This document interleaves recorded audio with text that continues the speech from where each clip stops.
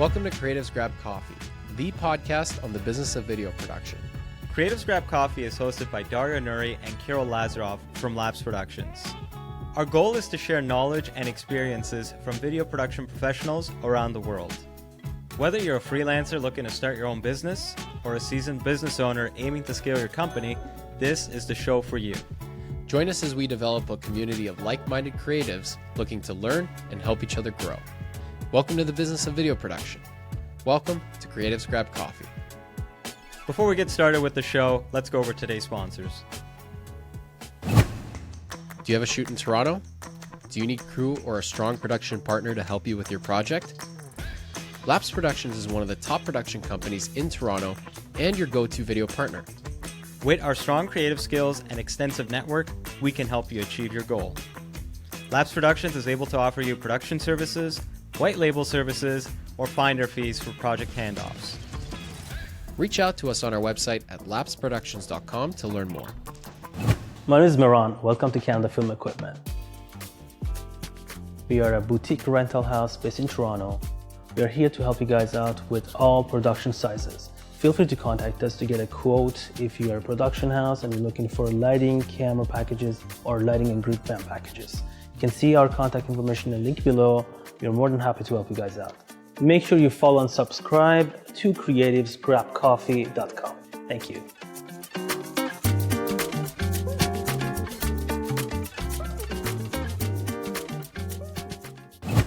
Hey, what's up, everybody? I'm Matt. Welcome to Audio Process. We are a boutique audio company doing location sound, sound design, post-sound, ADR, Foley. We service equipment. We do all your audio needs here in Toronto. We got you covered. Come on down, audioprocess.ca. Don't forget to like, follow, subscribe, and all of the other internet things to creativesgrabcoffee.com. They'll be waiting for you. I'll be waiting for you, and we're all going to have a real good time. And now, let's begin the show. Hi everyone, welcome to another episode of Creatives Grab Coffee. Today we got Manuel from Me Media Production. Manuel, welcome to the show. Hi guys, how you doing? Very excited to be here today. I know it's going to be a lot of great things that we're going to talk about, especially in the world of filmmaking, and I'm so excited that the brothers from Canada are coming. I know you guys not brothers, but you guys feel like another month. Yeah, exactly. I'm excited for today. Basically at this point, yeah. First of all, I want to say he's got, for those of you listening and not watching, he's got the best shirt I've ever seen. Yeah, definitely. It's a Pixar inspired shirt. So you have like Monsters Inc. You have Toy Story. You have all different types of like Pixar memorabilia all throughout the shirt. It's fun and colorful, and it says it's creative. Actually, I went to a networking event and I wore this shirt, and somebody said, "You look like you think too much about what you wear," and it like hit me too hard. Like it stung. Oh, wow. Yeah, I was just like, I just put it on because I thought it was gonna be fun. Who says this? I don't know. It was like this lady. She just said it to me, and I was literally like frozen. I didn't know what to say That's afterwards. a compliment, though. That's Is almost a it? compliment. I don't know. She said it like, It's like a backhanded compliment. Yeah. It's like, you look good, but it looks like you tried too hard. That's what Right. she's saying. and I was just like, oh, okay. And I literally like, I think I like talked to somebody else, and I left, and that's all I thought about on the way home. And she was like, I'll show you what I wear. I don't know. It was just It's like that so scene weird. from Seinfeld where George is driving back and he thinks of the counter insult. Yeah. Should have just been like, do you think I just wake up looking this good? You know, that would have been the response. Damn, Meanwhile, by contrast, Carol and I are just wearing all black as if we were heading off to a shoot right after this With call. a work hat. Yeah. I feel that. Yeah, I always just wear all black for production. I try to wear like a collar because I feel like it's cool to have like a little black shirt, but every now and then it drives me crazy how like itchy it can get, or like just like in the way. I need to start working more like cool shirts, or just like black shirts that have like, because they have a lot of cool production shirts that have like a camera being like a zombie or something like that I think would be kind of cool to have, that says like your crew. For this Yeah, it podcast, depends. like I tried wearing different things, but I'm like, man, we're almost at episode 100. I don't have 100 different outfits to wear. I mean, it also depends on the type of shoot you're doing. Like, if you're at an event, having like a zombie camera T-shirt, may not Right. necessarily That's be actually the- a good conversation starter. You right It'll away. tie people You in. gotta have it on a dress shirt and have it on the back. You know, then it's like professional, but cool. When at you the follow same up time. with them in an email, it's like, I'm the guy with the zombie camera shirt. There are some people that will show up to set with like the most destroyed shirt I've ever seen in my entire life, and it's like, man, do you have anything else that you could wear? Is like it the just- grip? It's always the grip. It's the grip, or sometimes like sometimes like the DP will like show up in like a crazy shirt, and I'm like, what's going on with you today? And I'm like, but they always do great work. I feel like if your shirt's like destroyed, your work's gonna be good, but it's like Because they're working too much. They don't have time to shower, think about it. you know, wash Clothes. their clothes. His laundry day is not every day, right? Like, I have a friend of ours. Remember the guy who's shooting for us today? He had like 10 shoot days in a row, and he told Carol at one point, he's like, "Yeah, I haven't showered in 4 days." oh my god, yeah. was Carol the client? Well, he was shooting No. for us, so I guess. Oh, okay. Yeah, it was me. And I remember also there was one other situation where we had like a 2-day shoot where our audio guy showed up for the first one. Everybody was like dressed really nice with dress shirts Yeah. and like black pants and thing, and then our audio guy showed up with like a Coors Light T-shirt. Nobody said anything. It was fine, but at the end of it, Dario and I were like, "Hey, like for the next one, you just gotta wear a dress shirt." And he He's came with wearing like these dude, he was wearing these jeans, and I remember at one point he bent over to get something, and I think he needed a belt. There's I'll a leave lot the rest of crew to like that. I'll leave It the still rest to your happens. imagination. Yeah, That I still mean happens. the grip butt or the plumber's butt, man, that's like a real thing that like drives me crazy. And anytime like I feel like a draft, I always get so subconscious. Like I'll immediately like, turn around and just like make sure it's not showing. People like that. You got to do the old high school trick. If you catch that, you drop a pen. Are you talking about like? That'll teach them. Yeah, I remember like in high school, like trying to like go to the board to like just remember like copying notes or something, and I would like.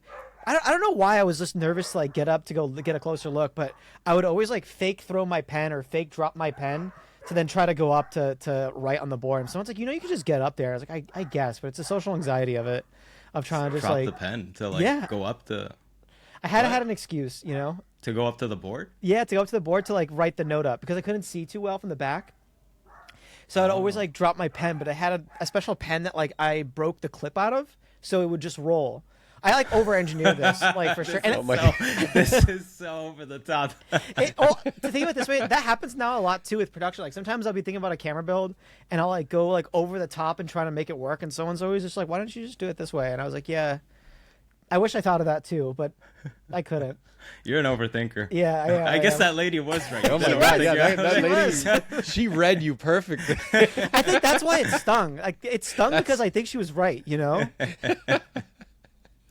Oh my god, that's pretty funny. But yeah, anyways, this is not a comedy show, so we should probably start talking about business. Otherwise, our listeners are gonna start tuning out. I mean, technically, we The deal with business pretty of pictures all what to day. wear on set. What to wear on Right. set? Yeah. I mean, our Cool or business not cool? is dealing with pretty pictures all day. It's not too serious, you know what I mean? Like we're not doing heart surgery. We're not like saving lives. We're really trying to make pretty pictures and be funny half the time, especially with some of the stuff that we make. Yeah, you never know, that one corporate video just might save a life. It could be the dramatics. Might save someone's job. You know might what, save Carol? someone's You know career. what, Carol? When we do those internal videos, like employee training stuff, one of those might be teaching a doctor at some point. We're So teaching true. safety. Technically. Safety Technically. videos. We're saving Safety lives, guys. Saving That- lives, I'm saving calling hands, it. saving feet, saving body parts. Oh my god, yeah. Especially when you're doing manufacturing type content and stuff like that, there's so much that goes into it. Like if you'd be walking in a certain area, the client would be saying, "No, you can't. You got to make sure you do this, this, and this before you even enter that vicinity." It's Really? crazy. Yeah.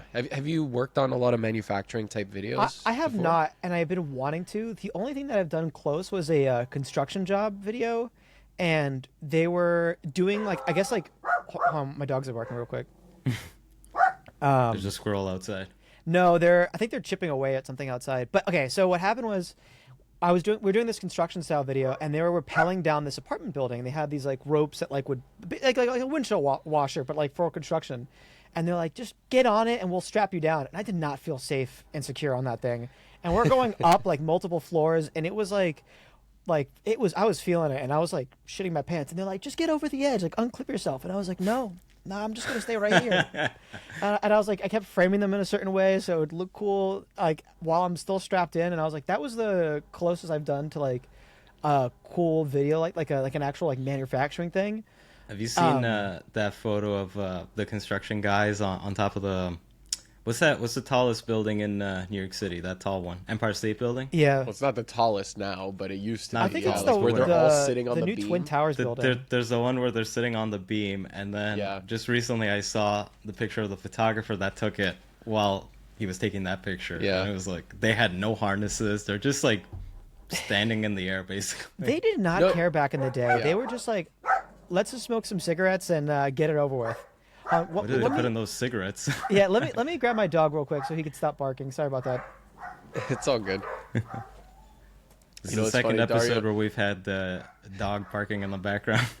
Yeah, that is true. But you know, the funny thing with that photo that you were mentioning, the thing that makes me laugh is like it's also It's such AI. a massive camera that they had, right? So it wasn't like you were hauling like a small Canon or Sony A7 body up there. So you're like trying to hold on with your legs onto the beam and then like have this Okay, so huge I want you guys camera to that meet you're the- trying to get. My Oh, look office at these crew. guys. Ah, so About that. cute. No, put it on the dog so he knows what we're saying.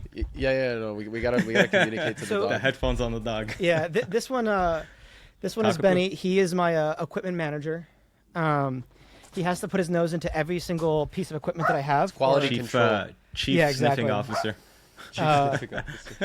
Yeah, he was going CSO. crazy there. It's quality control. You know that if the dog doesn't make sure that the equipment is safe to go, you He's know, head you of can't go to craft. production. He's He's head of the other one's head of craft. Yeah, exactly. Anytime I have like a case and I open it, his head goes immediately in there. And he Yeah. loves the foam from like the microphone, and he'll take it out and try to destroy it. And I have to fight him every time. Oh jeez. You know what always makes me laugh also is seeing whenever you go to an ad agency's website and then you go to the team photos, there's always a dog that's like chief bark There's officer always or a something. dog. Yes. Always a Yeah. dog. It was cool in 2014, and then they Let me and check. now it's- Let me everyone check your does it. website. Do you have a dog? Do you have your dog in that?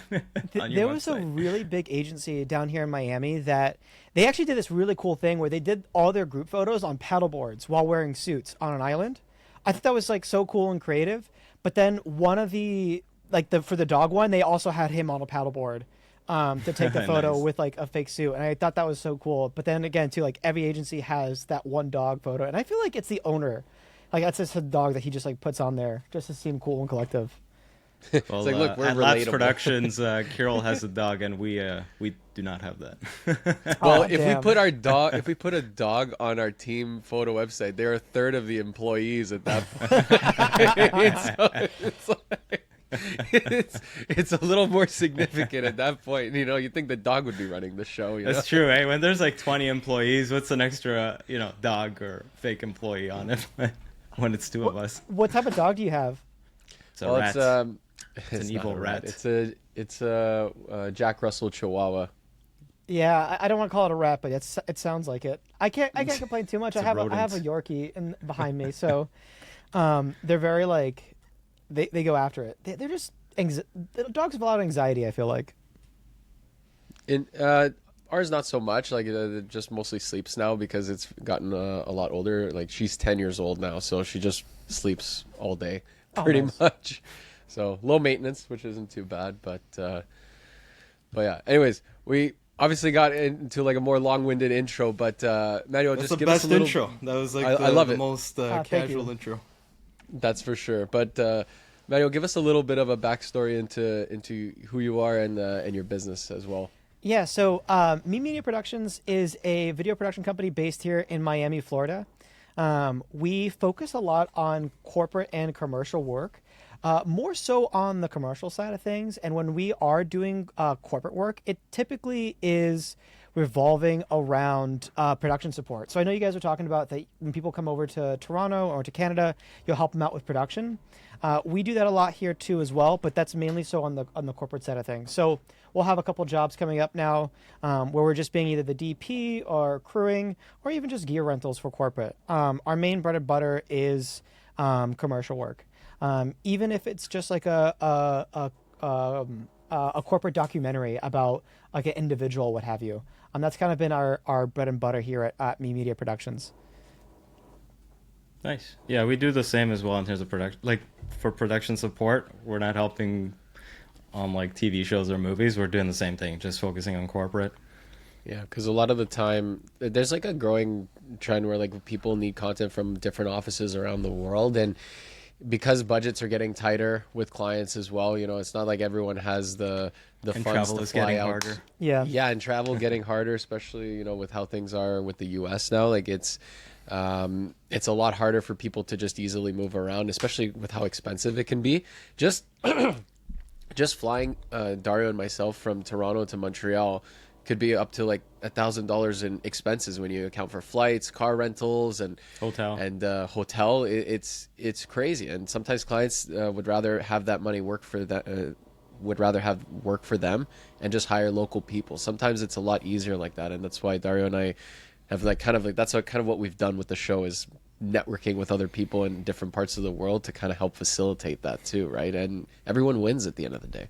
Oh, 100%. And like you were saying, like travel is getting so much more difficult. Because remember, back in the early 2000s, but 2008, you would take a whole crew with you anywhere you need to go, right? Like you would take your DP, a cam op, maybe 2 assistants, an audio guy. Like you'll travel with a pretty nice crew to a project, right? Now it's like you just travel yourself and a DP, maybe someone else, and have everything kind of there waiting for you. Whether that's like a grip truck and all the different types of monitors and stuff like that that you need for production, you'll have there waiting for you. What I typically do is that, like just like that, just 2 people and a camera package. And for the most part, it's probably just the A camera, and then the B camera we're renting out there, so we have another operator there. It's becoming so much more logistically challenging too. When did you start? Like what year? So I officially started Me Media Productions back in 2019, but I've been in production for a little over 10 years now. Actually, 11 years. That's like us, basically. Yeah. So right when I graduated college or high school, I started working for a production company down here in Miami, and was working with them until probably around 2018, 2019. And then that's kind of when I started off on my own. And then I didn't make Me Media Productions until probably like a year after kind of being on my own as a freelancer. Man, I wish if I could go back in time, I would just go into this straight out of high school. Just skip university. Yeah. Did you guys go to... If he did that, he wouldn't have met me though at that point. Oh. He wouldn't have even thought of it at I think that that's point. I think that's why he's saying it, to be honest. I could see it in his eyes. He's like, if I could never meet him. No, I'm joking. Yeah. It would have been so much better. Would have been so much better, right? Did you guys go to film school? No, we went no, to Ryerson for business. We went to like for those that don't know, it's a business school. So I went for business and law. Carol went for marketing, and we met, and it was love at first sight. Who was like the one that was like, I want to do video production as a business, or was it both of you guys? So it was So first Kirill me started who went it. into it. Yeah, I started it in mid 2013. I decided to just go into video, and I found marketing. I liked it, but I didn't want to do it as a career, and I thought I would just take the risk and do video production. So I did it for about a year freelance on my own, a bit, and then halfway through that, Dario started to show interest as well. Like we were already friends at the time, and he wanted to kind of see what that would be like. But we got into you got into video, like you started playing around with cameras way early on. But we started doing work for a YouTube channel at the school back then. It wasn't part of the school. It was part of this. It was like a fun thing. One guy we knew had a YouTube channel, so we started shooting his videos. Right. That's how I got into it. I don't even remember how I got roped into that one. But, Oh yeah. I got roped into it. Well, it was like everyone knew each other at in our university in terms of like the main people that were involved in all the different school programs. So I was working on that. Dario decided to work with it as well, and then I left to do my own stuff as freelancing for a while. And then Dario showed interest later on, and then essentially we decided, okay, you know what, let's work together and let's work under like a company name just to kind of see what type of longevity we might be able to have. And lo and behold, 10-11 years later, here we are still September going will be strong. 11 years, I think. Oh wow, nice. So Dario, are you the business-minded one, and then Kyle, you're the more creative side of things? He gave you your Starbucks name, by the way. Yeah, he gave me my Starbucks name there. Did I really? Sorry. How do you pronounce? It's how do you say it? It's Kirill. I was Kirill. curious to see if you got it, but yeah, Kirill, yeah. I am terrible with names, especially pronouncing them. So please forgive me. And matter of fact, actually, this was brought up like not too long ago again, and I was like, oh, I hope you forgot. So my cousin's been dating for the longest times, really tall, like military build guys that are blonde, and they always had an M to their name. And her last two boyfriends were named Matt, or was named Mark. And for the longest time, she got married, and I kept calling her husband, who was named Matt, Mark. And he was like, I hate that you do this to me, man. Like, it is driving me crazy. And I'm like, I'm sorry. I'm trying not to, but it is just like ingrained with me now. And I thought he forgot about it. And I was literally telling somebody the other day this story because I was on set and I kept calling him by the wrong name. And I gave him that little spiel, and he went up to me. He's like, do you remember when you kept calling me Mark? And I was like, I do remember calling you Mark. He was probably overthinking it every time. He was like, I thought you were just being like an a-hole about it. And I was like, no, I'm just that bad of names. But Kirill's blonde hair, so how come you didn't call him Mark? I don't know. I think it's the beard. The beard threw you off. He didn't have a beard. Yeah, He didn't have a beard. They're always like clean shaven guys. Like if I put a lineup of her past boyfriends all together, they were like twins of each other. So she has a type. Yeah, she does have a type. That's hilarious. So it's like, what was different with this one from the last one? He actually looks a little different now. Right. Mark, I know you're not. I mean, Matt, I know you're not going to hear this, but if you do, I did. I know you're not going to hear this, but if you do, I'm so sorry. That's hilarious. But yeah, no, I do a lot of the business development and whatnot, and then Kirill will handle like creative direction. That's kind of like the split we have going on. Nice. Yeah, we used to try to do a little bit of everything. I mean, granted, we were still learning things, so it was kind of helpful to be able to do a little bit of everything. But as we mentioned before, like after the pandemic, we started to define our roles a little bit more and structure the business more as a business, so that we can kind of be a little bit more efficient. And because of that, we feel like things have gotten a lot smoother now. And like, look, with any business, it's a constant development. You're still learning. You're still trying to figure out things to be more efficient, but as long as you feel like you're on the right track and you're doing a little steady growth, it's not bad, right? I mean, steady growth is the name of the game, right? Like, I feel like I remember being, going back to when we first started, I remember being in high school and having these dreams of, being this like crazy director by the time I'm like 21, right? But I think, I think we all have that, right? Like if you're in film, like that's what you aspire to be. But then like, seeing how the growth is throughout the years just really makes you stronger and builds more character. Because I think fast growth builds ego, and steady growth builds character. That's a quote from somewhere, and I don't know who said it, but it just came to mind. It's pretty good. If there is if whoever made the quote, please don't sue the podcast. It definitely it definitely reminds me of also that classic saying where it's like you'll go faster by yourself, but you'll go further with others. Yeah. And the more we've been working together, I've started to kind of like believe that even more, right? Because like you can only do so much by yourself for so 100%. long, right? And you can see sometimes like people who are working just on their own, like they get burnt out very easily, and if something happens, then they're not working for a little while. But if you have like a good solid team of people around you that you can rely on, growth is the name of the game, essentially, right? Yeah, I mean, I can be a protest to that. Like Me Media itself is basically myself, right? I do have some freelancers that I work with a lot. Like at this point, Bro, yeah. if I go back to the statements, they're basically full-time employees, but they are people that I trust and rely on, and really do help make the team better. Like they do push me forward in a really good way. There's one guy I work with a lot, and I love him to death. And someone's like, yeah, someone was talking about, he's like, he's always so cranky. And I go, he's not cranky. He has high standards, and he's pushing us all to that higher standard. And I appreciate that, because as somebody that's like has to split their head up both in the creative and business side of things, sometimes the budget just comes first, right? Versus the creative, which is not a great thing in this business. So the fact that he's able to be like, hey, let's push for this. Let's actually try to make this work. I think is a very like general asset, because I feel like one or the other is going to take hold, and you need to have that like fine balance. And I agree. Like it takes a team to make something pop.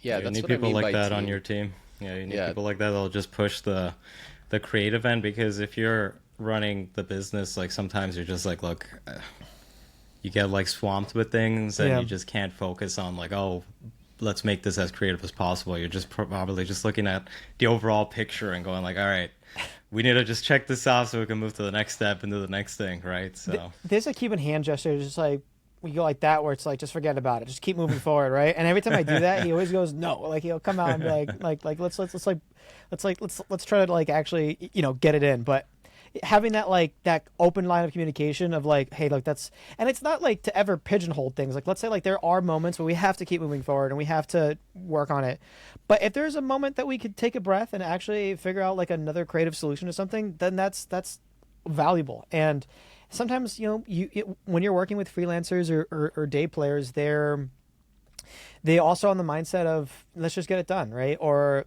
they try not to care more than the producer does. So having people that actually want to elevate the set is always a benefit.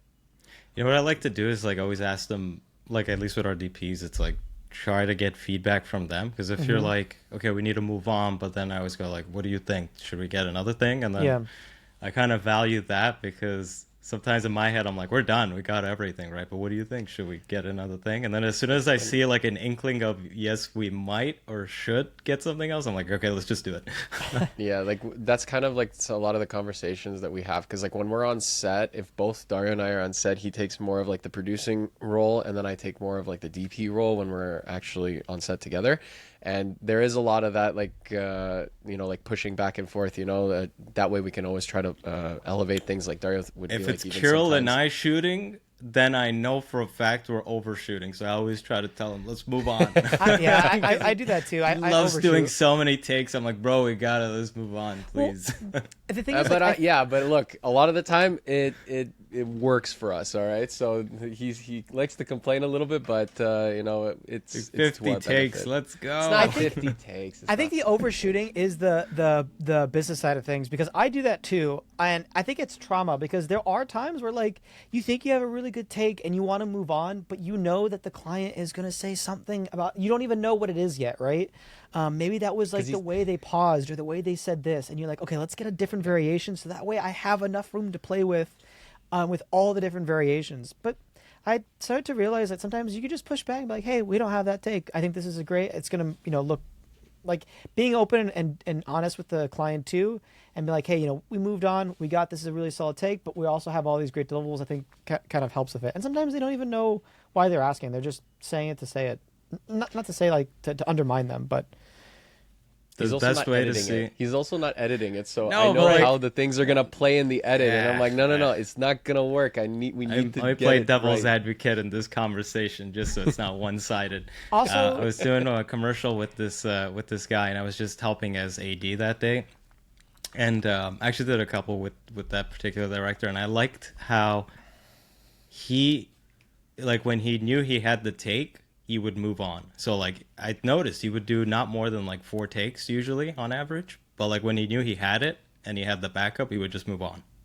And I was like, oh, okay, interesting. And I guess he comes from that world where like they do have like a set schedule and they got to get through it. Otherwise they'll just be there all day. And it's like, you can't, like when you have a crew of like 30 people, you can't extend past, like you can't really go into overtime easily, because that's going to cost you. It's not just like, when you're working with like 2 or 3 freelancers, it's like, like 30 minutes. There's always like a grace period where they don't get like upset about it, because of the nature of the beast, right? But when you're working on those types of sets where there's like 30 plus people, it's like 1 hour overtime can cost you quite a bit. yeah, because it's time and a half, and that goes for everybody, Yeah. right? And that's it, and a lot of people go by the 15-minute rule. So the moment you hit 15 minutes over 10, you're going into everybody's overtime. So try to always respect that too. And that's why it's sometimes difficult working with kids, because like you'll have like a set thing, and if the kid doesn't want to participate that day for some reason, Yeah, it's hard to get the take that you need to get it, especially if it's like a very complex idea or something like that. And A kid or a very old lady, right? Yeah. or a dog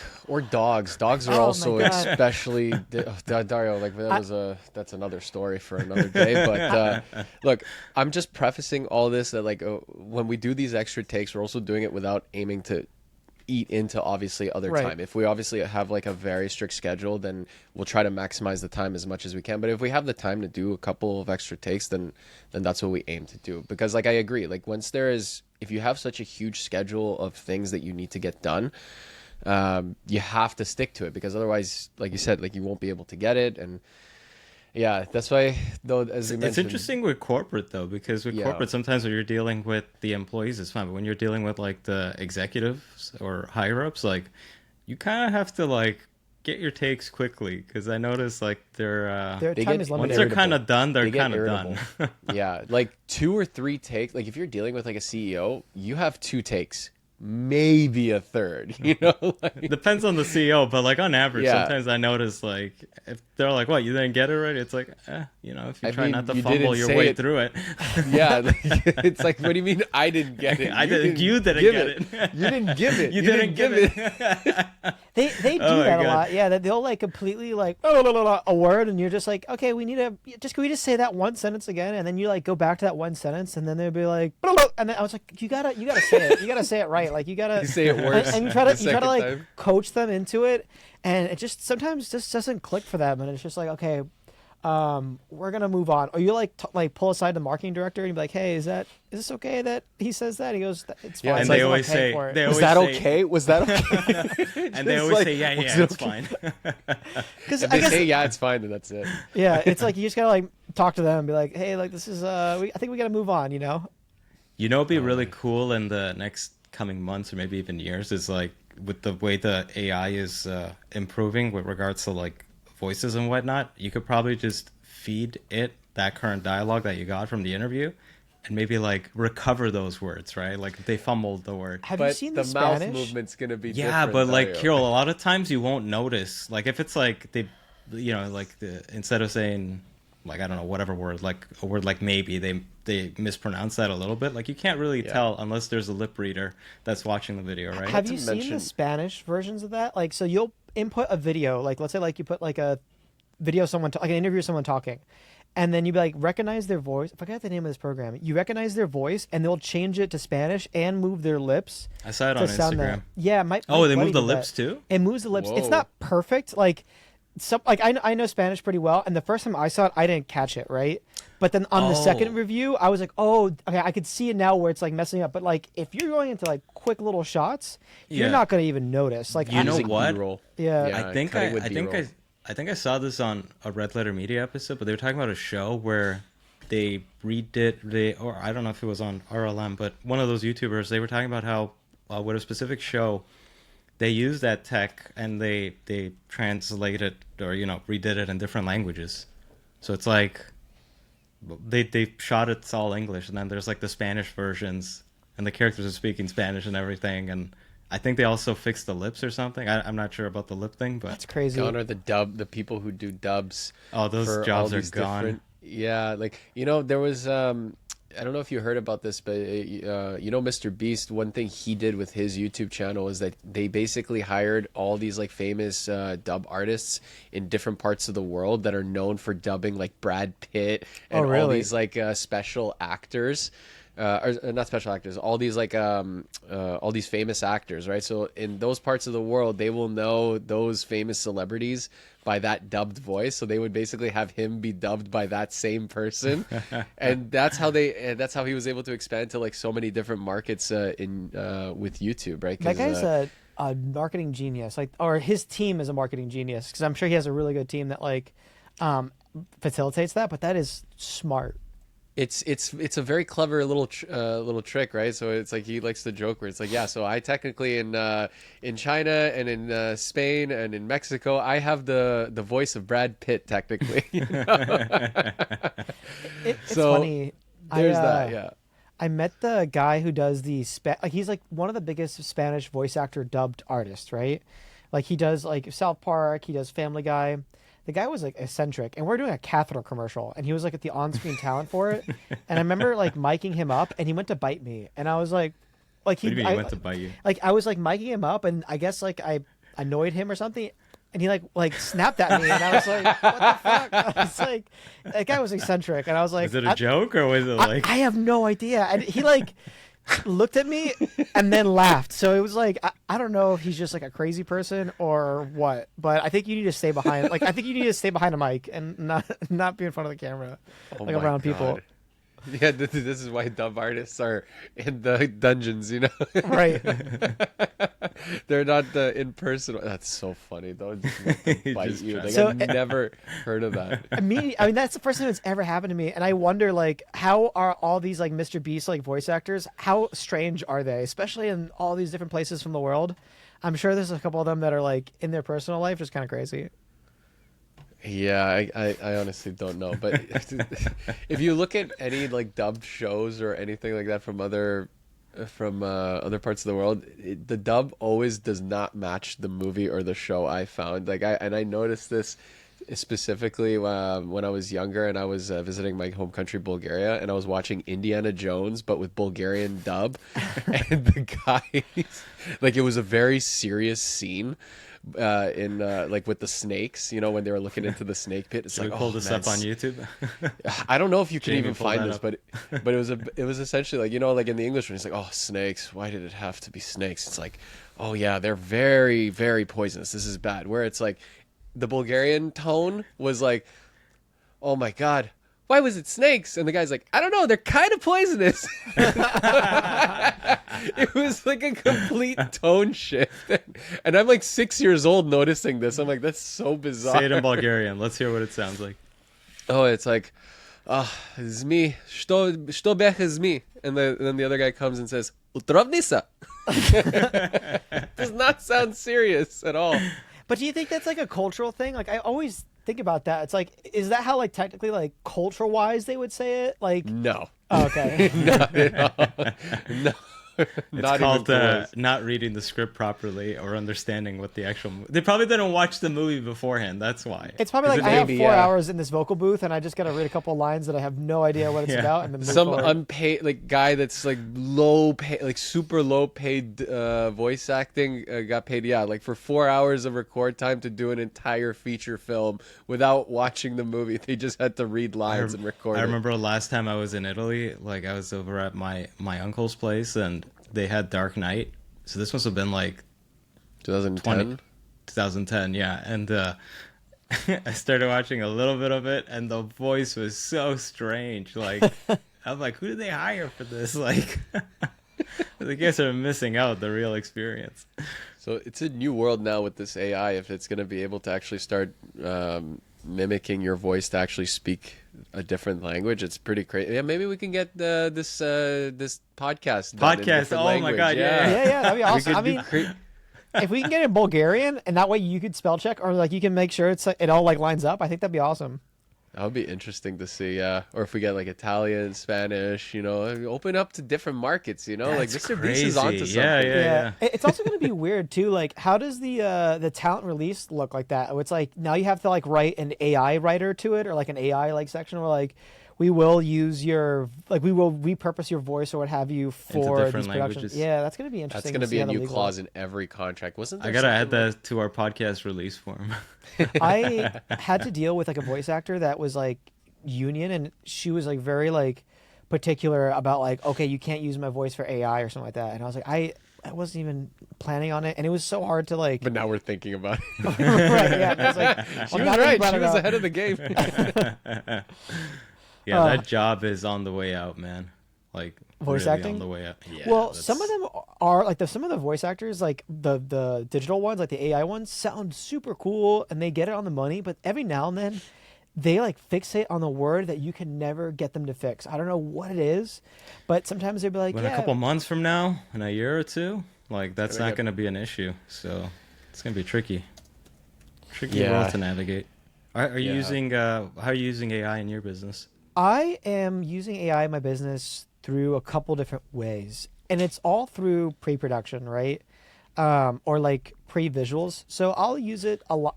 I'm terrible with spelling, right? So that's like the number one thing I use it for, probably like 75%, 65% of the time is spell checking. Then the second is I've been using it a lot more for storyboarding. Just because you could put the photos of the actors you're planning on using, you could input the locations that you want to use and be like, hey, with this this location, this actor, could you do a shot of them holding up this product, and you can send them the product too, and doing this at the same time, or like you could really fine tune the way you want your storyboard. Sometimes it's weird and sometimes it's hard to like get it to work, but I've been using it a lot for storyboarding, and I think it's great because sometimes they'll see the pre-visuals and they just doesn't click for some people. So having this little more detailed, a little more realistic is great. Before I was using storyboarding, I was using Cinema 4D, or that program that was built by a YouTuber where, not Cinema 4D, Cinetracer is what I was using. Oh yeah, I was gonna say Cinema 4D. I'm like, that's hardcore for right. No. I don't know why I thought about that. Yeah, Cinetracer. I was using that for storyboarding, but it's so like robotic and like hard to maintain. So I would really like using AI for storyboarding. And what do you use? Which platform? I ChatGPT? was first using. I'm now only using ChatGPT. Before I was using Midjourney.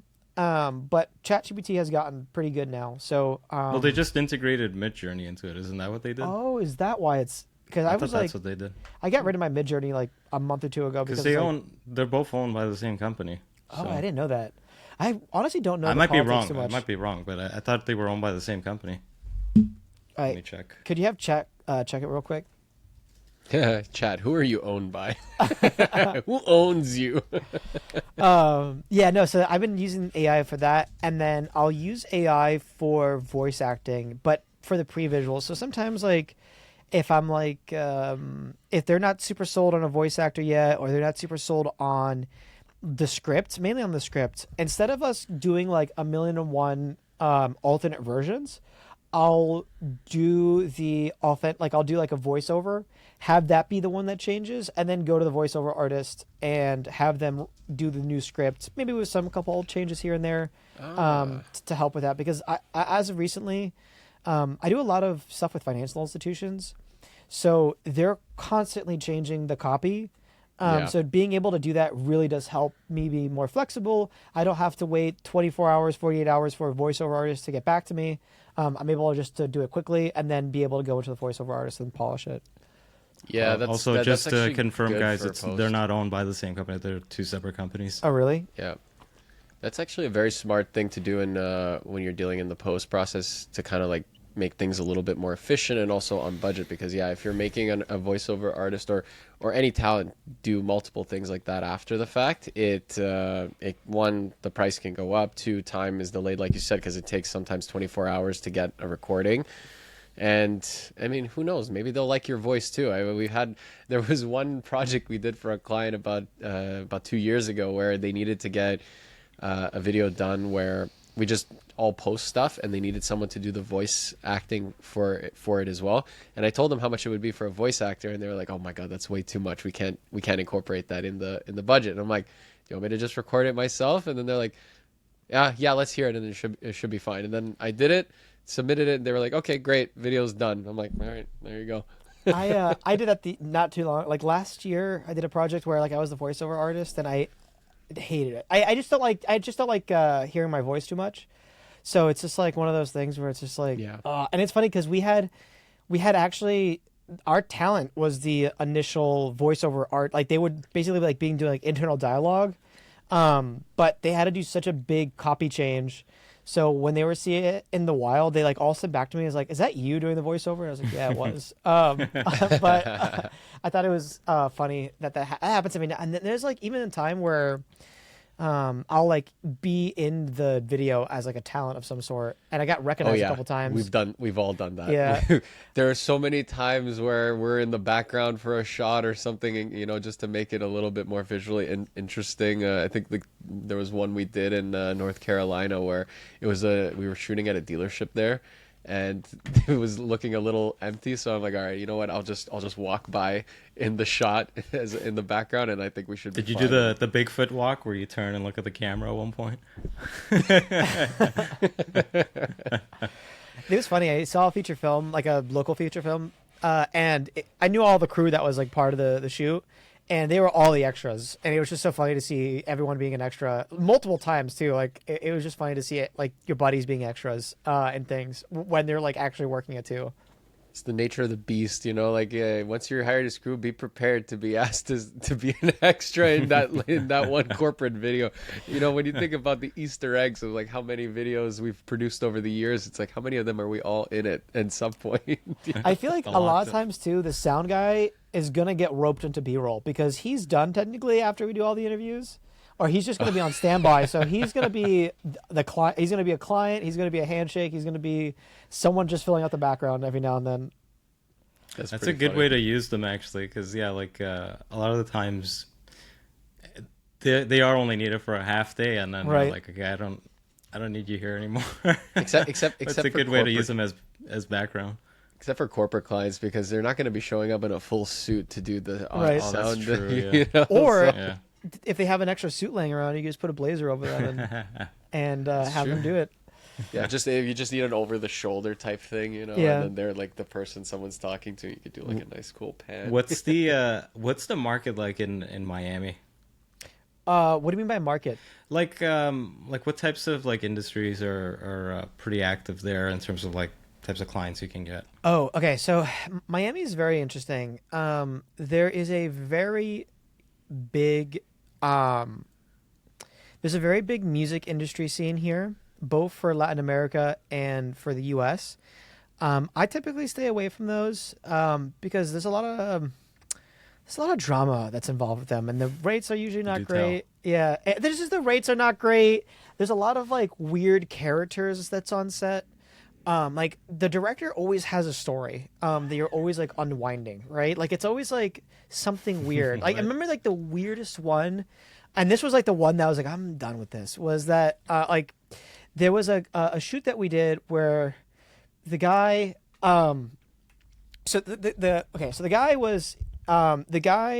was dating the main artist who was another male, right? So he was they were both homosexuals, and but he has a daughter, and his daughter was the main love interest, and he was trying to get his boyfriend, who is the recording artist, to make out with his daughter on camera, and it was the weirdest environment that you can be in because everyone knew this situation, and the way he was doing it was like creepy. He was you gotta get into you need to sell this, and we were all just like, you I need to want to go stick your home. tongue down to her daughter's throat. That's what he was Right. saying. Well, we have Oh a red God. monster filming this in 8K and like getting all close up. So that was like my catalyst. Like I'm done with music videos for a while, just because like there's always something, like there's always a story happening. So I don't do that too much. There is a really big scene for reality TV here. That one I typically stay away from too, just because of rates, and they're really long days. But for the most part, there is a lot of commercial work that's down here. We have a lot of agencies. So there's a lot of work to be had there, and there's all types of commercials, whether that's for Latin America or that's just a general US one. We have a lot of conferences that happen here. I'll do that every now and then. I don't promote that I do that, but I do it. Just You don't because you don't like event shoots? it's not that I don't like it. It's just not as sexy. So I feel like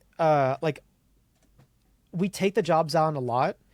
Like I was just last week, I was we were on a 4-day corporate shoot that was at an event where we're doing interviews and stuff like that. They're great because they help pay the bills and they keep things consistent. We just find them not to be the sexiest, especially here too, when we have so much commercial work that like you're trying to keep you're trying to keep like an aesthetic online. So we just want to always kind of like feel that we do that type of work for them.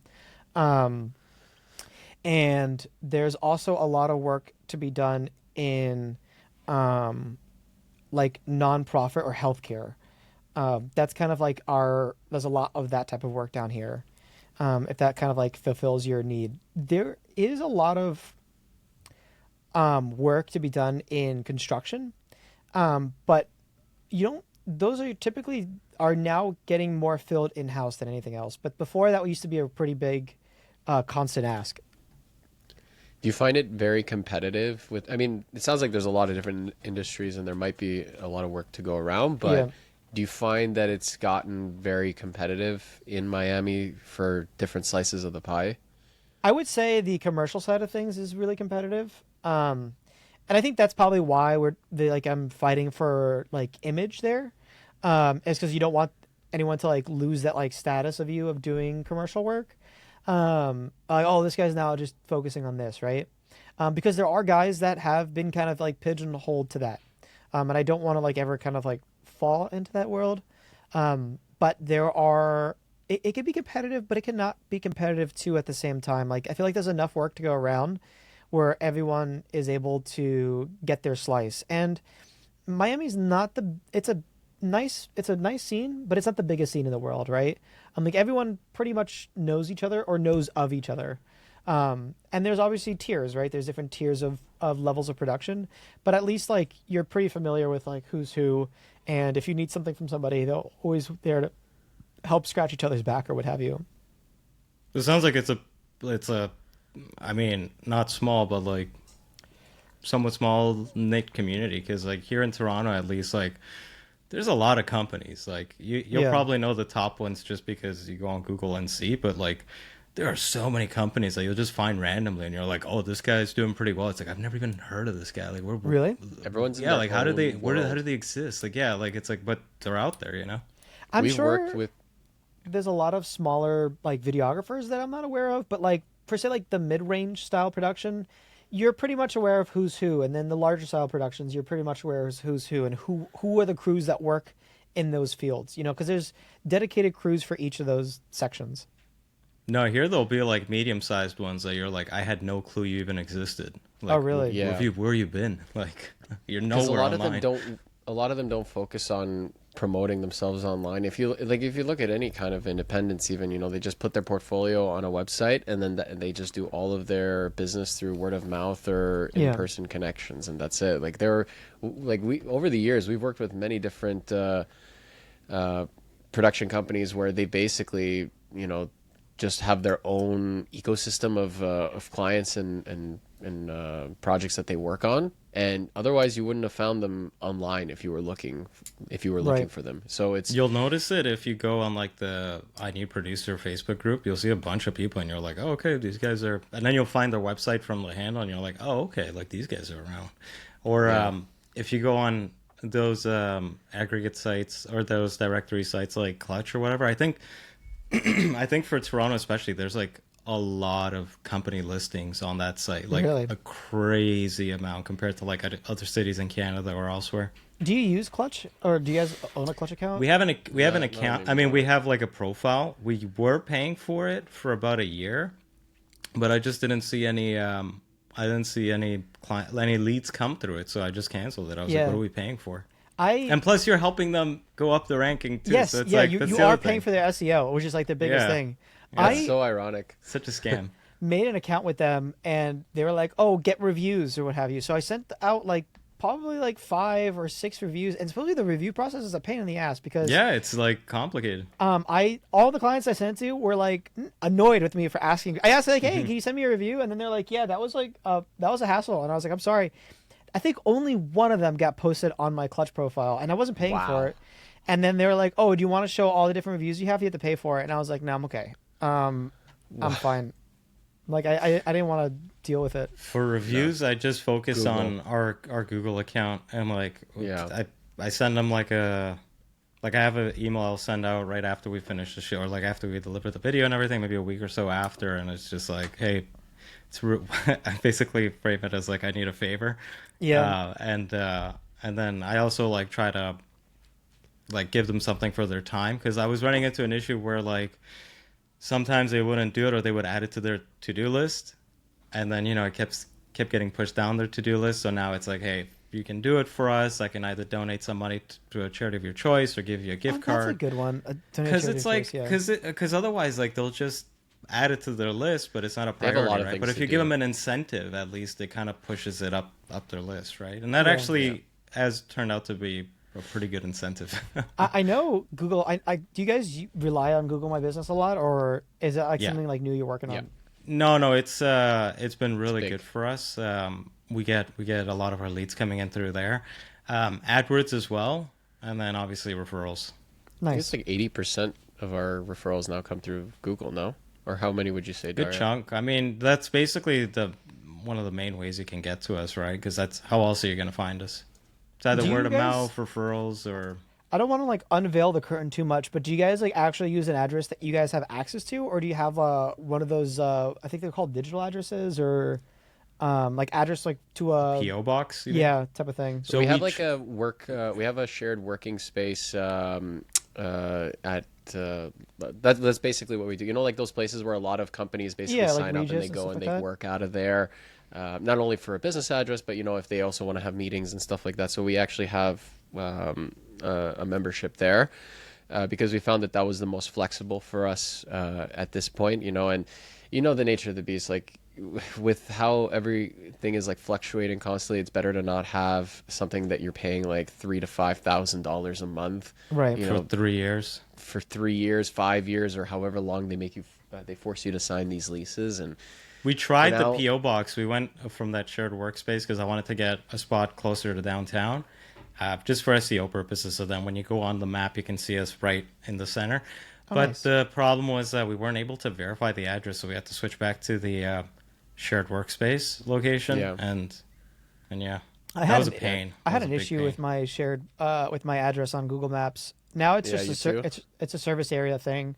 I Oh, it want it is a to service be area. like a specific address like that I have in the heart of Miami, but I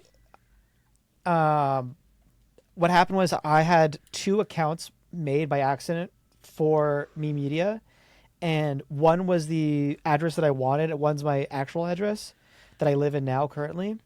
And so when I canceled the other one, it was my original one that had all the reviews with the address I'm in right now.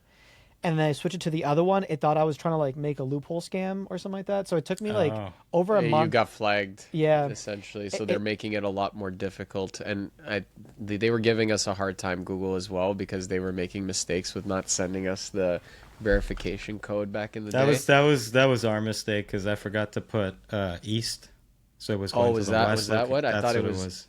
No. So it was whatever Eglinton street, but I forgot to put east. East instead of And west. so it was yeah. going to the west location. So ever since then, We should they just put basically were Weast. making us do a Weast. video recording. You should switch it. You should switch out of the service area though. That's not good because Yeah. I noticed actually a lot of people find us on Google Maps because we Nice. pop up around like we're in the top 10, I would say, probably top 7 for Google Maps. But if you're doing service area, then they won't see you in the map pack. Yeah, so I just got that like to service area where it's like back up to being shown, but now I'm in the process of moving, so I am waiting for the move to be finished before I do that again. Because what I'm going to do is I'm going to get myself on the map pack, and then I'm going to have to change addresses again, and that's going to be a whole other cycle. But supposedly there is a help center that you can actually like spend a day talking to and doing it. That they said they can help you out. With Google? With Google, yeah. I don't Really? know. I don't know the whole story, but there was basically like a phone number they gave me to call. So I don't know. How long ago was this? This was like probably a month ago or so Oh. ago. Let's see what That's- happens. Maybe I that's call them crazy, and I 'cause, get scammed. And Are you sure it's legit? Because I think so. It's from Google itself. Let me see. Google. yeah, double check because number. Google switched over to just being AI now. They fired all Really? the all the Indian staff that was answering the calls and whatever, and I'm now it's pretty just sure it all was AI. Indian. Let me see. Google representative. Because they've Is been. this for AdWords? It's for AdWords, but they said they will help you for. Oh, they're not gonna help you. Oh, really? They're not gonna help you. They just want you to spend more money on AdWords. Yeah, I stopped doing Google AdWords. It was working pretty well for a while. Like I saw some pretty good growth, some pretty good leads, and just like in our pre-call, where basically what happened was it came to a point where it was just constant spam. It seemed like there was nothing we could do to get constant spam. Got all the IP addresses, and I was able to get a list of the things that like showed pretty consistent spam, send it to Google, and they seemed like they kept getting a workaround. So I felt like maybe I was either getting targeted for Are something. your campaigns like?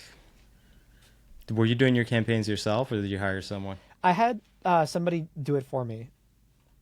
I would say if you kept getting a lot of spam, it was probably the guy doing it for you wasn't setting up your campaign properly. Oh, really? Yeah. Yeah. I mean, I get spam as well, but I do get leads in there as well. Yeah, because it was really good for like the first couple months. Like I thought like those were really solid leads. Like I thought it was working well, and then out of nowhere, like almost overnight, just complete shift. Unless you're Yeah. checking to see what your AdWords guy was doing, I would probably put the blame on them. Yeah. Because if you keep constantly getting like garbage leads or like just spam, maybe the settings were done in a way where you're just targeting like the cheapest type of person, like Right. the cheapest type of click or whatever. So AdWords is like one of those things where like you should learn a little bit about it just to get an understanding of it. And then, like we set it up ourselves. Like it wasn't that difficult to do, especially with like ChatGPT nowadays, because you can kind of like have it explain things to you, like dumb it down to your level almost, like Summarize explain it. it like I'm 5 type of stuff. And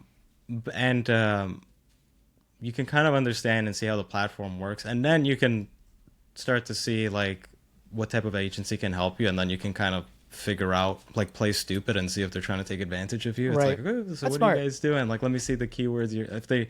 And then by then you should know a little bit, so you can kind of like vet them out that way.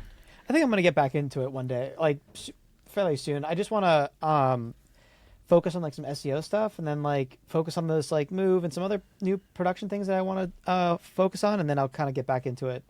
I think you got to like do everything, to be honest with you. It's not Right. just about focusing on one. Like you got to do like a land, sea, and air type of approach. Like Right. you do AdWords, you do SEO, you do marketing, and then together they need to work.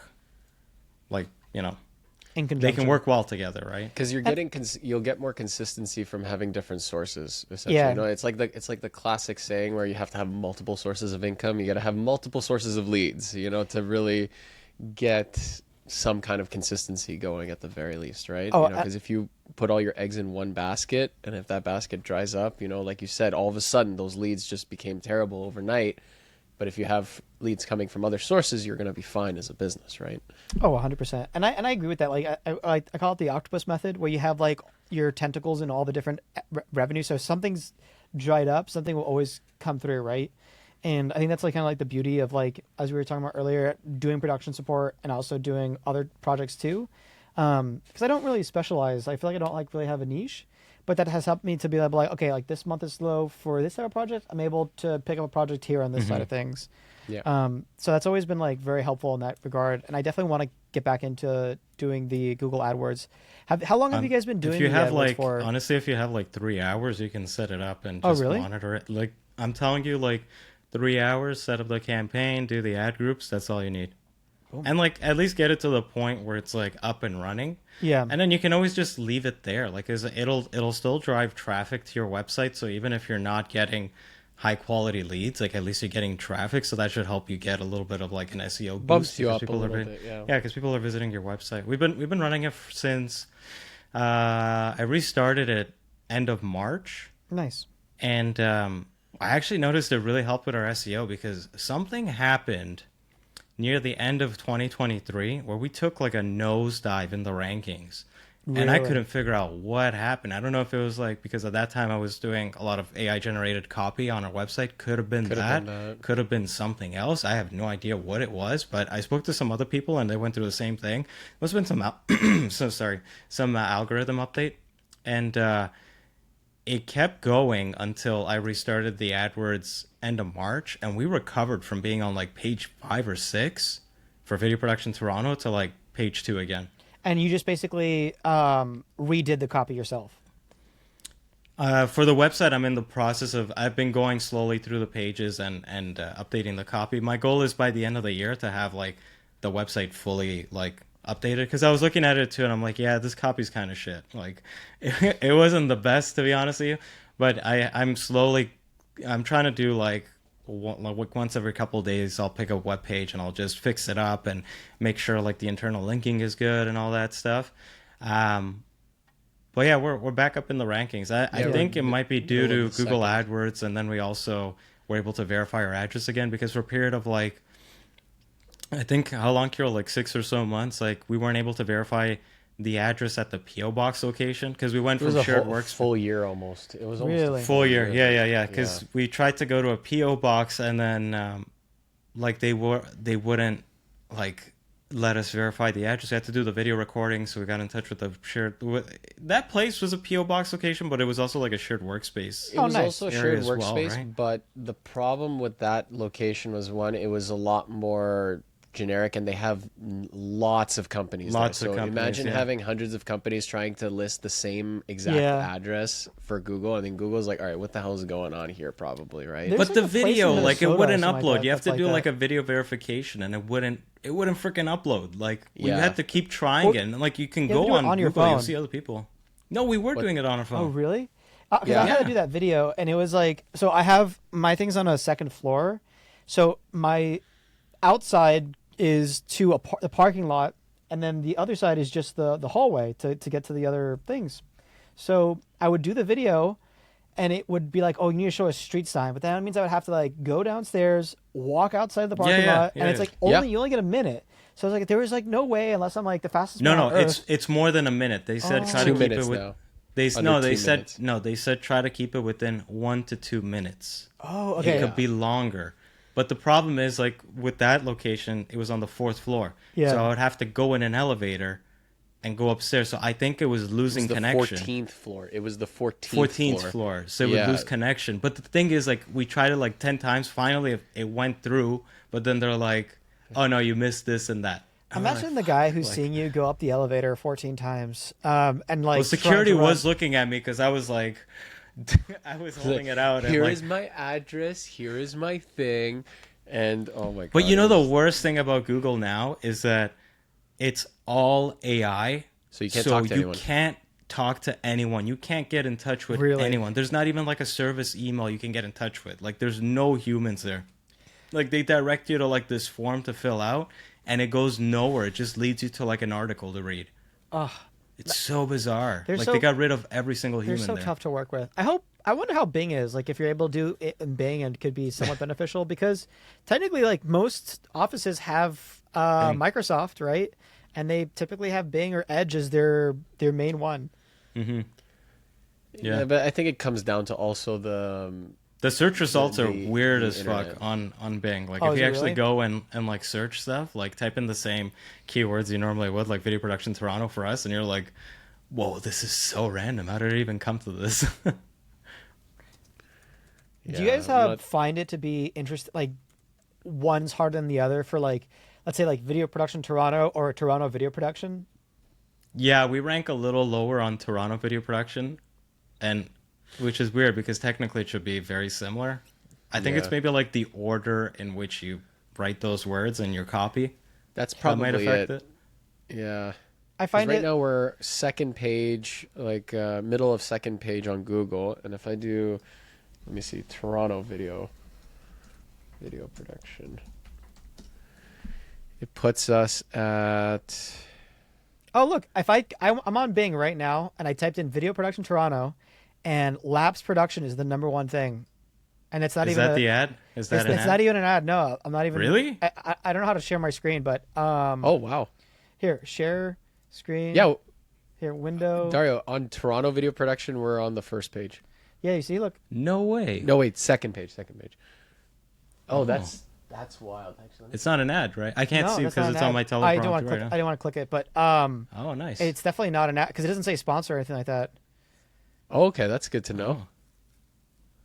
All right, And then well, here you are on the we bottom made too. it. Yeah, you're on the. The on bottom one should be first the ad, results, I think. And then Is this it is an ad? you. Don't This click it. this You're looks like gonna- an ad. I don't want to click it. Don't click it. 'cause- You're gonna yeah, cost yeah. me $2. I love my mom, my mother, but she when I was doing the paid ads, she would always click on it. She would always click on the thing, and I was like, and I was like, please stop. you're killing me here. There goes the whole marketing budget for the month. Right. She kept Because Proud and Mom is she clicking. would send it to her to because she works in she sells junk mail, but she would send it to some of her clients, and she would send the link of Google where it's like the search results, and it would be like the 102, and then they would click on the thing, and I would like $50. yeah, and I was just like, you have to stop doing that. And she was like, oh, I didn't know. Oh my god, that's the thing that really annoys me about like these botted submissions that I get, because it's like, man, every time we get one, it's like, oh, there goes $1.50, there goes probably $2, and it's like, it's the most random stuff too. It's like, who is out there actually like sending these out? Because I've been getting, I don't know if you've been getting this lately, but I've been getting hitmen for hire ads lately. Really, like legitimate hitmen for hire. Yeah, not he like got one of legit. those. It's It was fake. weird. It's fake ones, but it's like, and I got a one in Spanish, one in Italian, like 3 in Chinese. I would watch and it it's back like if I was hire a you. hitman, basically. Like hire a hitman. I'm like, what the like, who is actually going through this stuff? I've been getting a lot of like leads or like people filling out the submission, but they're clearly bots asking if I want to sell my business. And I find Sell the business. Yeah. I've been getting ones where it's like, there's opportunities for collaboration ones as well.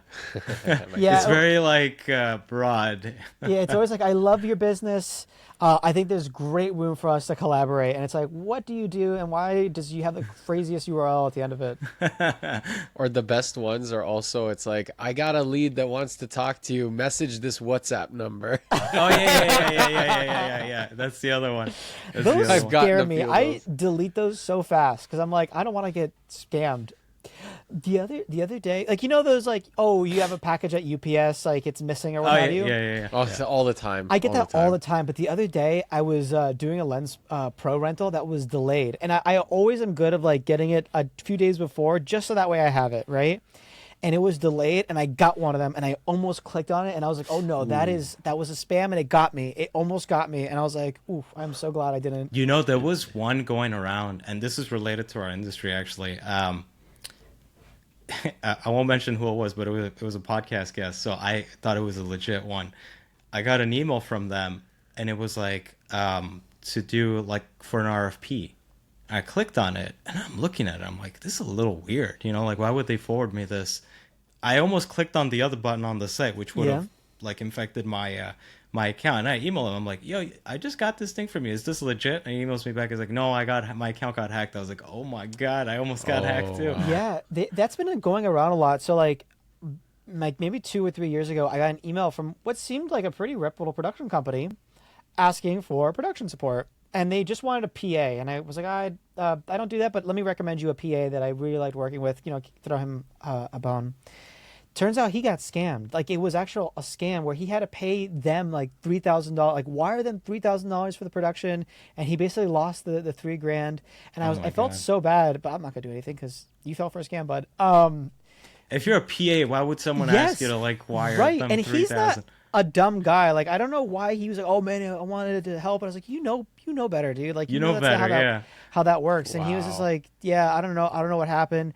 And then I remember emailing the guy like that owned the production company, and he goes, yeah, my not that he was hacked, but that they've been making it's a different URL, but slightly, right? Like, let's say like Labs Production, yeah. they were like Lapse Days Production, like something similar. Like when you Google, when right. you search Google, it goes to his website or like goes to his thing, but it wasn't that one. And now this one of my buddies, he owns a marketing company, and his website is now, they're doing the same thing. His name is Fortune Marketing.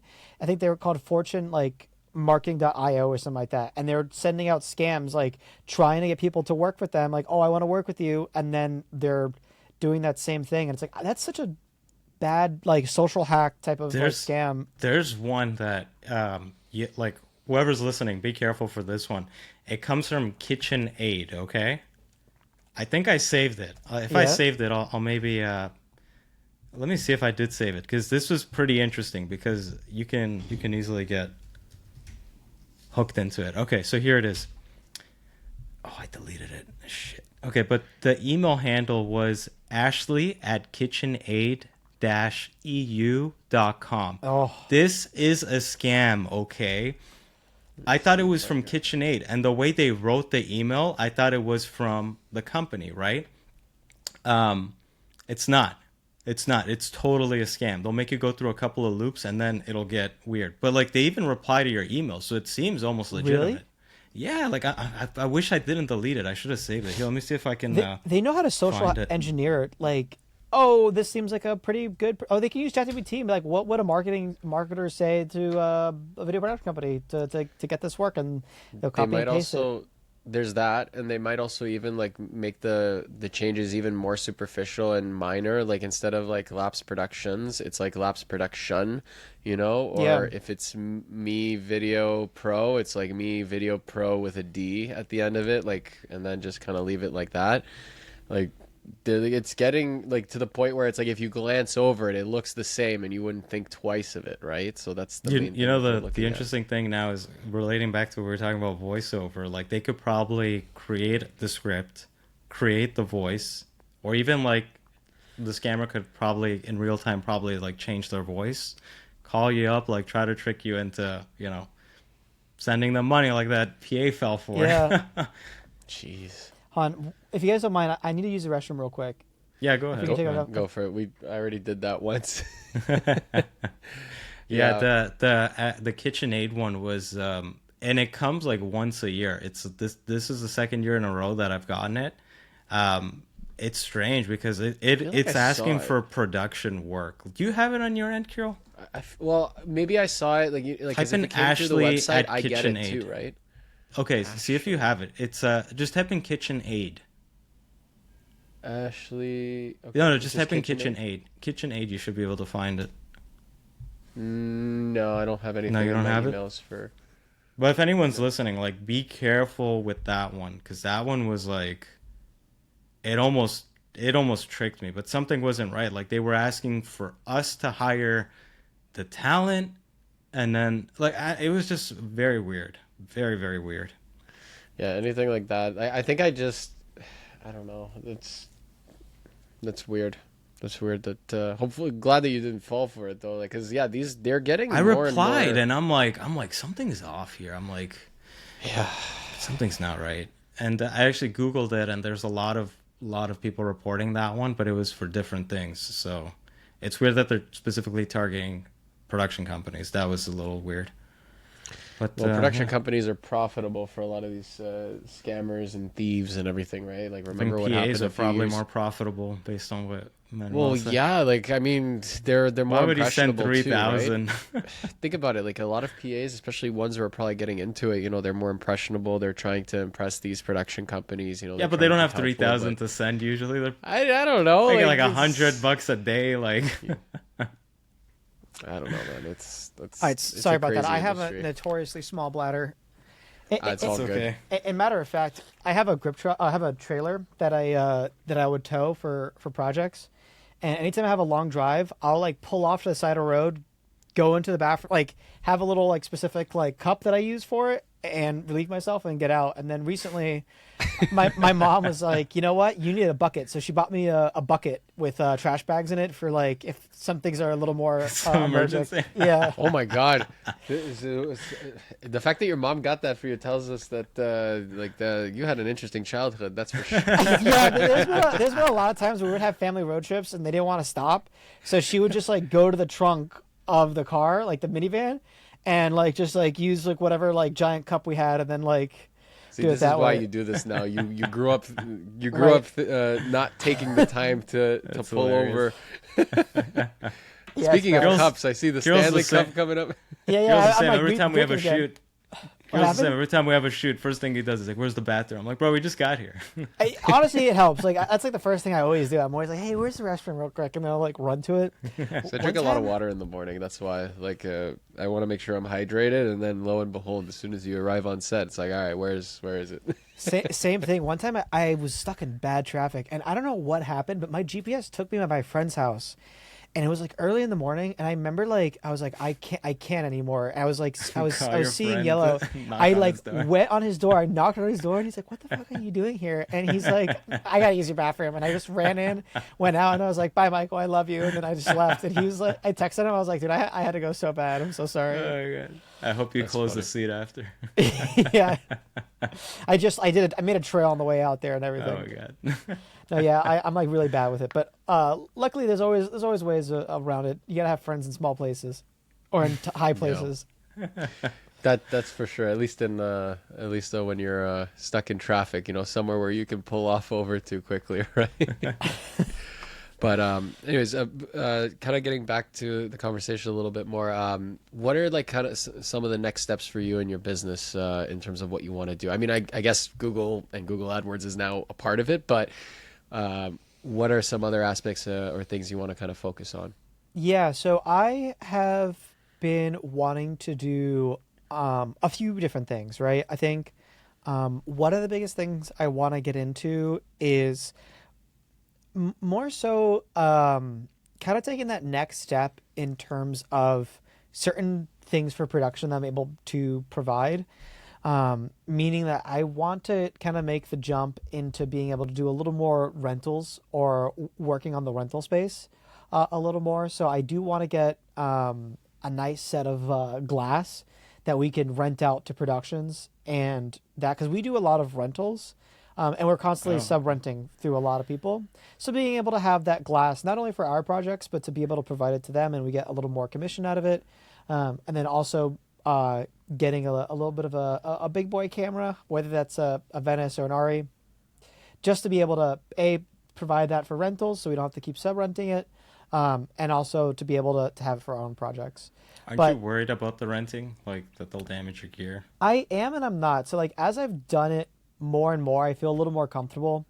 They always have to provide you insurance. If there's any issues, we have that like rental agreement where they have to do the repairs. Every now and then a cable will break. So I literally had one come back last week that I was there Sunday, where the cable was damaged. It's an $80 cable. You have the credit card on file. You let them know about the cable that was damaged, and it gets taken care of. So there's always that element of things.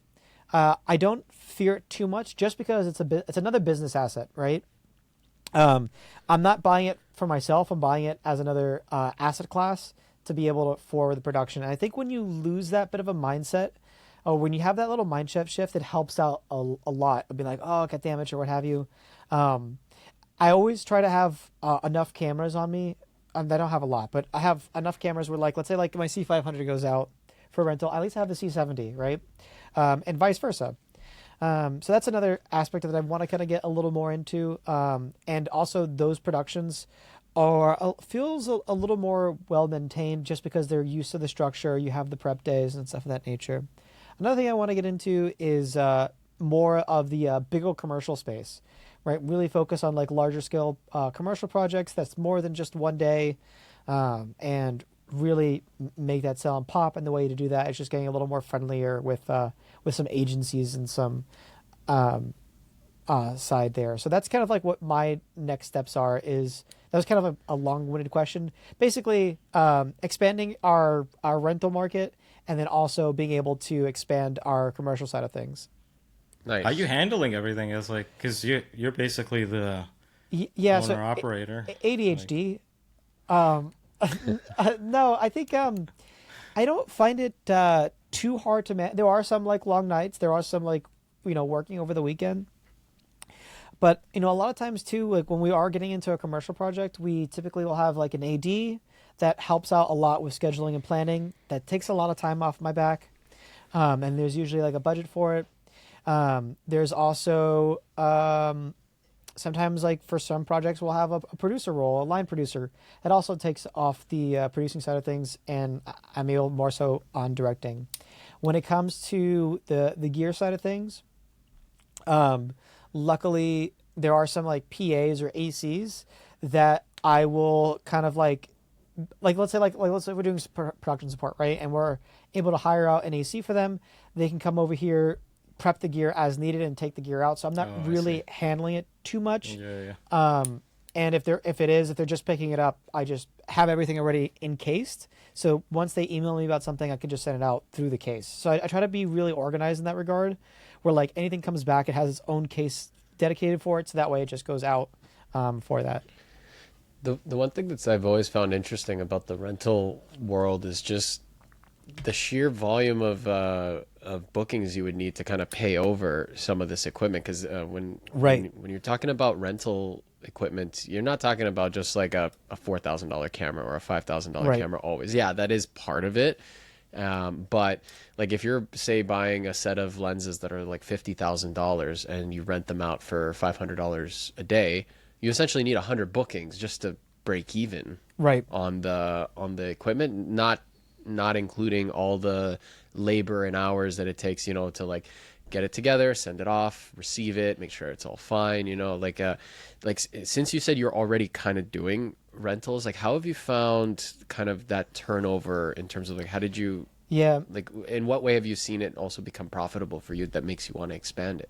So the reason why I want to expand it is that usually, like, if they're coming for you, like, let's say, like, for a set of, like, Vista Primes, right? Or if they're coming for you for, like, CP3s, they're usually asking for more than just that stuff, right? Sometimes they're asking for a camera package, or they're asking... Sorry, my dogs are going crazy. But usually, they're usually coming for you for just more than just that. Just like how we were talking about earlier with, like, the traveling, right? We're traveling with, like, the basic necessities, and then everything else is there waiting for them, right? And a lot of times too, like they're multi-day productions. So the way I like to look at it is that if I have at least, let's say like you were to finance it, right? So you're not putting that giant capital all up front in the beginning. If you get one rental a day, typically that tends to pay for your monthly of whatever the lease is. One rental a month, you mean? Yeah. So like one day of production could or 2 days of production pays for your monthly. So as long as you're getting that rented at least once a month or at least 12 times a month or 12 times a year, it makes up for it. And then now you also own that set of glass or that set of items for your productions to make it pop more. So I don't try to I don't want to buy equipment that I have to make the price up really fast. So like a red camera, those drop in value like crazy. So that's like you have to go quickly. But if you buy a nice set of lenses that have been proven to always be kind of coming out, you'll see the consistency of it getting rented. And plus, on top of all the other things that are needed, sometimes they need a DP too. So you're able to add that on too. So it does become an additional thing. It is a little extra stress in the beginning, but once you start to see the movement there, it has definitely been a worthwhile thing, and then something I want to expand more to. And I haven't done the big purchase yet, or like pull the trigger on something crazy, but I am seeing the consistency of that market to be able to be like, this seems like a good idea to do. Makes sense. Yeah. You watch video of people talking about like, oh, buy an Alexa 35, right? It's gonna make total sense. And you think about it, and you're like, I don't know if that can happen. But once you start seeing like doing some of the other stuff, and you see that kind of working for you, you could see why it makes sense. And if it doesn't work out, you're not buying something that's going to lose its value. You try to buy something that's not going to lose your value. So when you do sell it, you're kind of at a small net loss, or just at a net, like you just break even from it. Yeah, and you broke it down perfectly, and which I completely forgot about the whole leasing approach as well, with a lot of equipment, where it's like you're gonna have like a consistent monthly fee, like say $500 or something like that, and if you get at least one booking a month. But the rates are high now. The rates are pretty high. Yeah. Well, yeah. It's the only downside.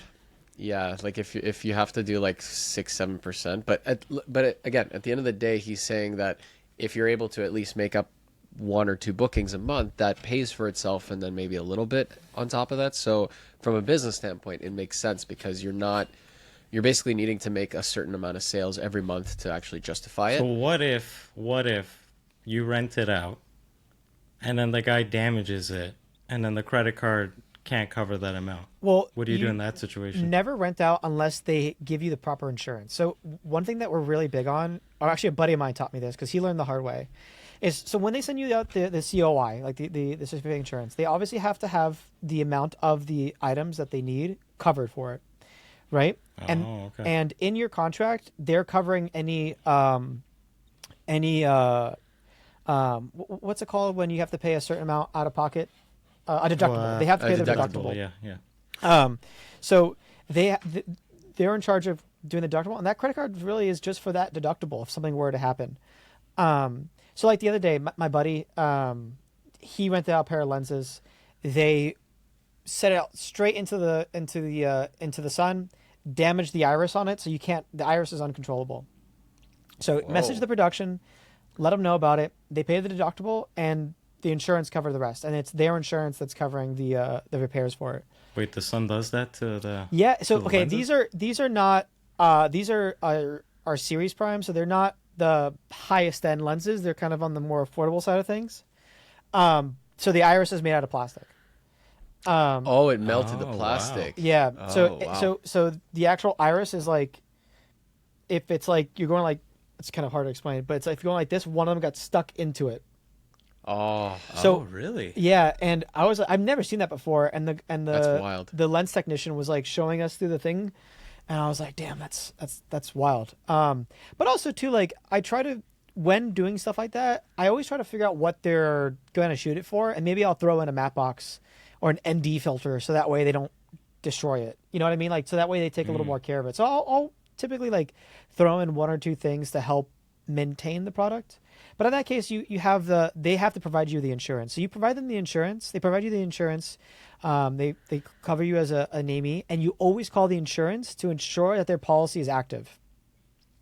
And this is just their business insurance, or like do they need to get special insurance? It's a separate insurance. It's a separate sorry, insurance you have through to get it Athos, separate. there's a lot of companies that do it, but there's a rental insurance. And so let's say like you have your camera insurance, you typically pay a little more a month or extra a month for a certain threshold, right? And you can do it per project. So let's say like if you have a project that like I need to rent out 35, I need to increase my rental amount to cover that camera, and you could do that too, and you pay an additional fee for it. So that's typically how it's done. And By the way, for those, sorry, go ahead. No, as you're saying. For those listening, if you are renting out gear, make sure you take pictures and photos of the equipment before and after. Yes, 100%. We had a close call recently where we didn't even use the item in question, but for some reason it was damaged. But luckily we had BTS photos to show that it wasn't being used at all. But really, just one of those things. How did it get damaged? It must have been damaged prior. I think it was damaged prior, and it wasn't us. It was one of our shooters that picked it up for the shoot because we were just sending a solo guy that day. And when the next day I get an email, it's like, hey, the part is damaged. And the guy's like, we didn't use it at all. And we just made a mental note after that to take pictures and photos when you grab it and then when you return it. It was just a stand. It wasn't. Yeah, even it was like a piece you lens connect to like the stand or something. But we even asked him. It's like, this is the light we would have put on it. That type of light wouldn't have bent it. So, but I guess the benefit of that is also checking so that if we were to use it on set, you don't want to find out on set that something's broken, right? Right. So that's the other key thing. It's always good to have that like prep day before. I feel like doing that now more and more of like having a prep day anytime you're renting gear, just to be able to make sure everything, because when it's your stuff, it's confident that you can just show up and it's good because you take care of it, or you have the guys that you work with take care of it. Yeah. But having that prep day when you get new pieces of equipment, just make sure everything's working and fine helps, because you just never know if you pick up something and then you're going to turn it on and it's busted or like fried or what have you. Yeah. But a stand is like one of those things where was it a C-stand? No, it was like this thing that attached to a C-stand. It was like a special piece we needed. It's like a light boom, basically, that you put it on like stands. I can find the name for it. Let me see. Doesn't really matter, but the rental house had it broken. Yeah, they were trying to pawn it off and get the. Yeah, I don't know. It's odd because a lot of rental houses are pretty good of like double checking their stuff before sending it out, or like letting you know in fall through advance. the cracks. Yeah, I wonder if it happened after we gave it. While. Yeah, who knows though. Oh, maybe it could have been that where like During once it was transport? dropped off, someone might have accidentally. Some PA. I don't know. Oh, it was a Matthews Jr. 2K boom. Oh, like a boom That's what stand, it like a was. boom arm. Yeah, like a boom arm, kind of, but Yeah. for lights, essentially. No, it was. He had the C stand. He needed to connect the thing so that he could put On 1 second. the backdrop on it. Oh, okay, so it was one of those. Like he needed the backdrop to hang off like this Matthews Junior thing. But it got resolved. But it's just Is just it like a this tip piece? for.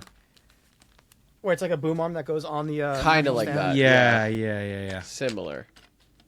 Something so- was just bent. You would just put this on like a baby like a combo stand or a C I stand. can't believe you had it like just in the background. Yeah, I hate using these for C stands, but I like to put them on combo stands better, and just like be able to boom it out and stuff like that. They're great. I love. We got to these get things. one of those, actually. Okay. Yeah, so what we were doing was we were having like a backdrop on that piece, so you had to be able to handle that. pro tip, and it's kind of hard to tell, but get one that has the baby pin attachment to it. So right here, I'm gonna take this out. What's it called again? This is a boom arm. This one is from Impact. So right here, Oh, Impact. this little spigot, right? As you can see, hold on. There's where the screw gets screwed in, right?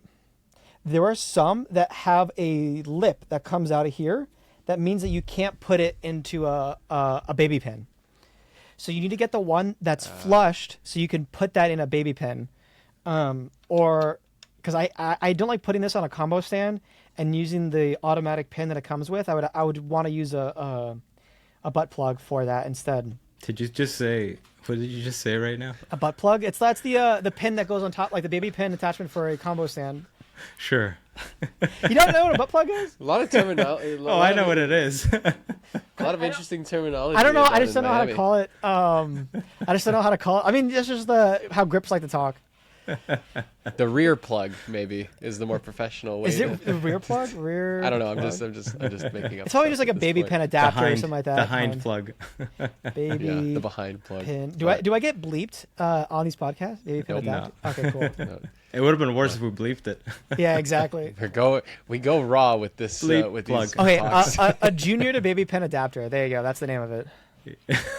AKA the butt plug. Yeah. Yeah. Which I recently lost one of mine, but it's okay. I barely use those things. Did you check behind? No, I didn't. I haven't coughed yet, so I might still be up there.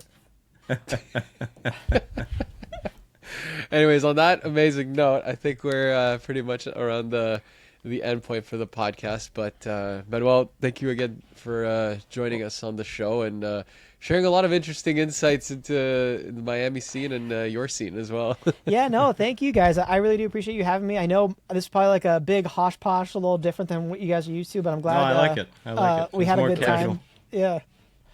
Yeah, I I'm want to glad we had I want to fun. do more of the episodes like this a little bit, just a touch more casual, so it's not as structured. You know. Do you want to co-host with us? Yeah, bring me on every now and then. I'll throw like a 3 wrench hosts. in the thing.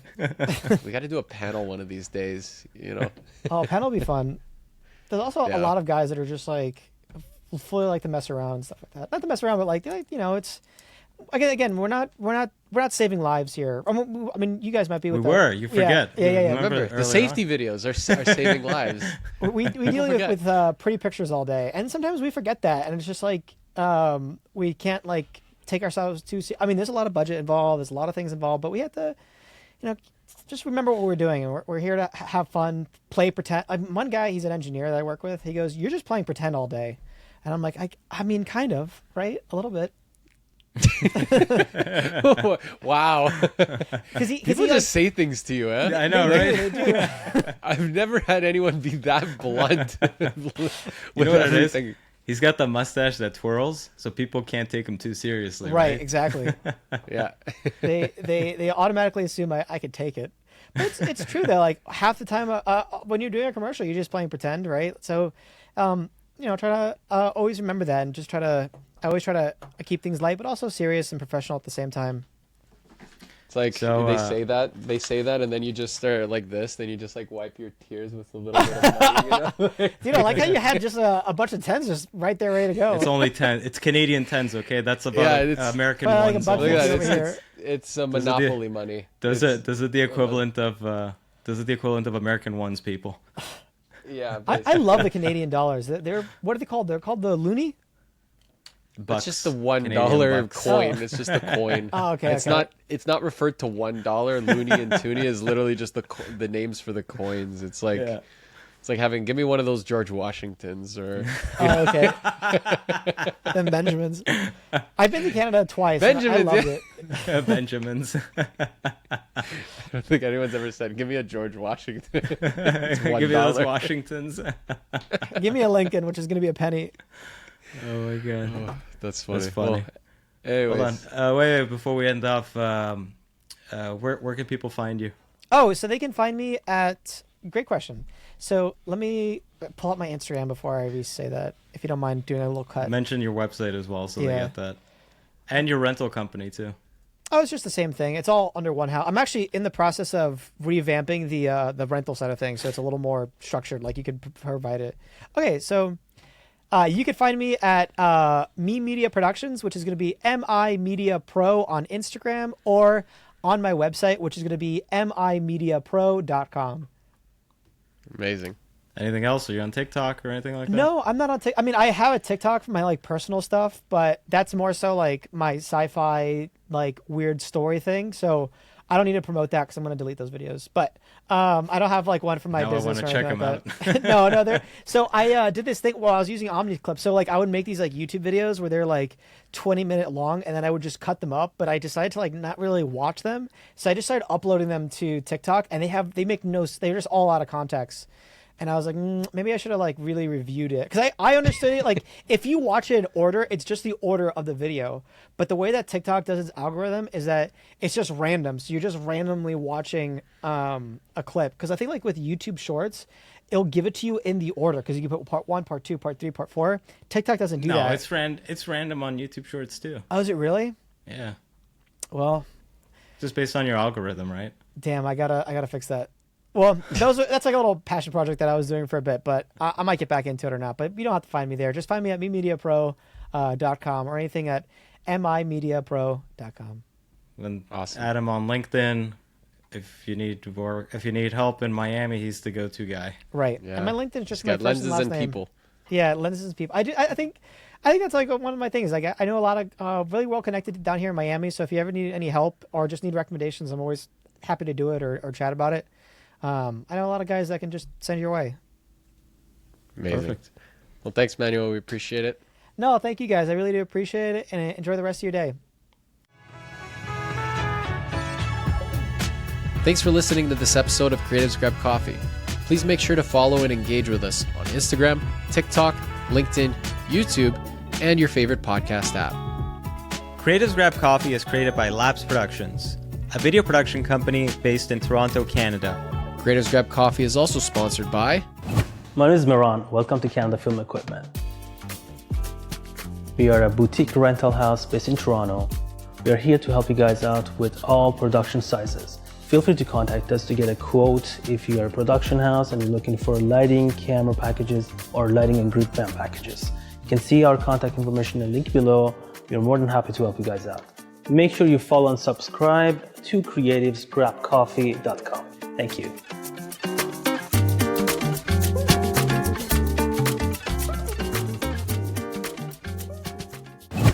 Hey, what's up, everybody? I'm Matt. Welcome to Audio Process. We are a boutique audio company doing location sound, sound design, post-sound, ADR, Foley. We service equipment. We do all your audio needs here in Toronto. We got you covered. Come on down, audioprocess.ca. Don't forget to like, follow, subscribe, and all of the other internet things to creativesgrabcoffee.com. They'll be waiting for you. I'll be waiting for you, and we're all going to have a real good time. Thanks for listening, and we'll see you on the next one.